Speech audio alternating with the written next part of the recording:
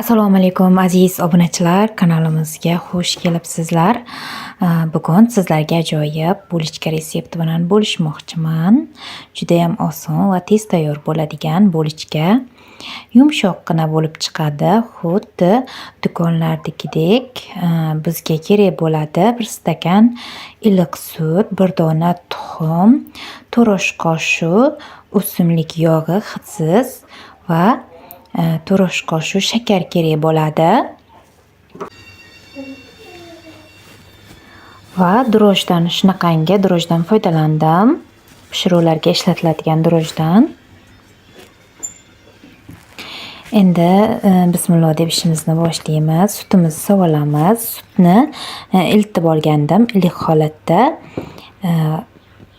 Iliq sutga shakar solib, birinchi shakarni yaxshilab eritib oldim, vinchikda aralashtirib. Va 1 dona tuxumimizni ketidan solib yubordim.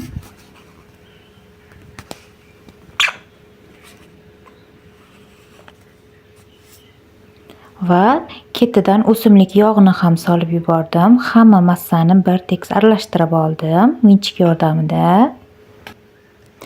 Endi ketidan 1 osh qoshiq droj solamiz. Unchalik to'ldirib yubormasdan normada solamiz. Juda kuchli droj, tez ko'tarib beradi bu droj. Ko'proq shu drojdan foydalanaman. Qanaqa xamir bo'lishidan qat'iy nazar, 1-2 soatga qoldirmay tez ko'tarilib chiqadi xamir. Endi unimizni sovulamiz, yaxshilab aralashtirib olganimizdan so'ng. Unda o'lchaganim yo'q, taxminan qilib soldim.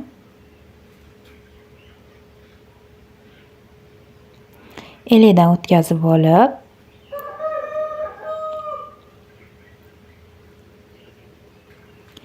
albatta bolajonlarimiz yaxshi ko'radi bulichkani yumshoqroq. Magazinlardan, boshqa shirinliklardan olib bergandan ko'ra, uyda, uy sharoitida tayyorlab berganga kelmaydi baribir. Masalan, bulichkani do'konlarda 10-15 mingga olamizda, kam bo'ladi. Uyda undan ko'ra 1 litr sut olib, o'shani puliga ancha bulichka qilsak bo'ladi bunga.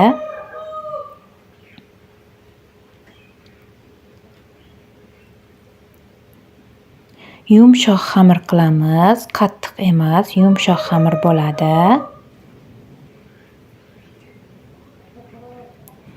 Qo'limiz yordamida yaxshilab qo'lga yopishmaydigan xamir qilib olamiz.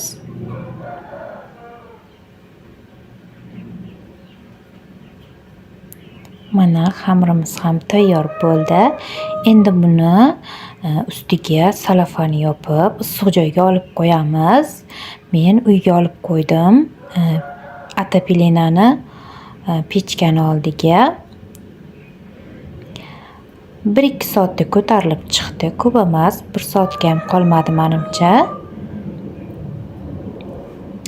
Endi xamirlarimizni olamiz, tovoqchadan olib, shakl beramiz bulichkalarimizga. Dumaloq qilib oldim. Qo'limni yog'lab, dumaloq qilib, uzun qilib mana shunaqangi qo'l yordamida yoyib oldim. Bulichkani shakli hamma har xil qiladi. Men shu shaklda qildim. Birinchi marta qilib ko'rishim bunaqa shakl. Chunki nachinka solmaganligim uchun shunaqa shaklga qilishga harakat qildim. Albatta bulichkaga nachinka solsa ham juda ham mazali chiqadi. Mana yana ozgina dam oldiramiz. 10-15 minut dam oldirganimizdan so'ng tuxumni sarig'iga ozgina sut solib ustiga surkab olamiz. Duxovkamizni nishorada qizdirib qo'yishimiz kerak bo'ladi. Ustiga ozroq shakar ham sepdim. Duxovkamizga 170 gradusda 20-30 minutda pishib tayyor bo'ldi bulichkalarimiz. Azizlar, shunaqangi yumshoq bo'lib chiqdi. Yumshoqni mazza qilib yeyishdi uydagilar. Sizlar ham albatta bu retseptni tayyorlab ko'ring. Bulochkalaringiz bittada o'xshab chiqadi. Azizlar, agarda bu retseptimiz, ya'ni bulochka retseptimiz yoqqan bo'lsa, albatta yaqinlaringizga ulashishni unutmang va kanalimizga obuna bo'lib, like tugmachasini bosishni ham unutmang azizlar. Sizlar bilan keyingi videolargacha ko'rishguncha sog' omon bo'ling deyman. Allohga omonat bo'ling azizlar.